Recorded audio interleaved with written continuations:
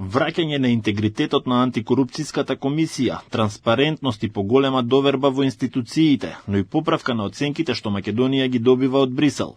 Вака ги постави приоритетите новоизбраниот председател на Државната комисија за спречување на корупцијата Адем Чучул, кој денеска и официјално ја презеде функцијата со свечена заклетва во собранието.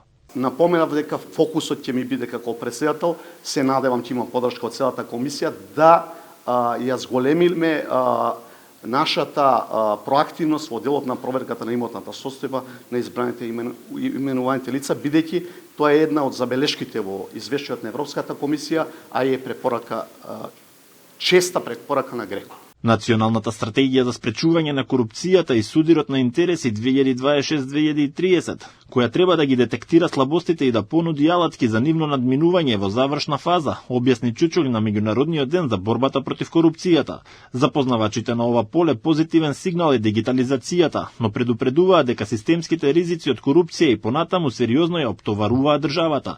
Трагедијата во дискотеката Пулс во Кочани, во која загинаа 63 млади, ја отвори болната тема за нефункционалните институционални контроли и последиците од нив. Мислам дека заслужува земјата многу поодлучна борба и инвестиција во борбата против корупција и на страната на инспекцијските служби, на страната на превентивните органи како ДКСК да речеме, и исто така и на репресивните органи како полицијата и правосудството.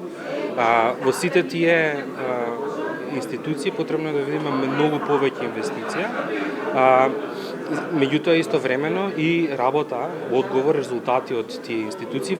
Адем Чучул е дел од антикорупцијската комисија од 2006 година. Почнал како записничар, а минатата година беше именуван за генерален секретар. Сега е избран едногласно со 82 гласа во парламентот, во моментот кога институцијата се обидува да ја врати нарушената доверба и да одговори на засилениот јавен притисок. Потребата за нов председател среден мандат се отвори по оставката на Татјана Димитровска, која летово се повлече поради обвиненија за оддавање службена тајна во корупцијски предмет и измама при добивање сертификат за класифицирани информации.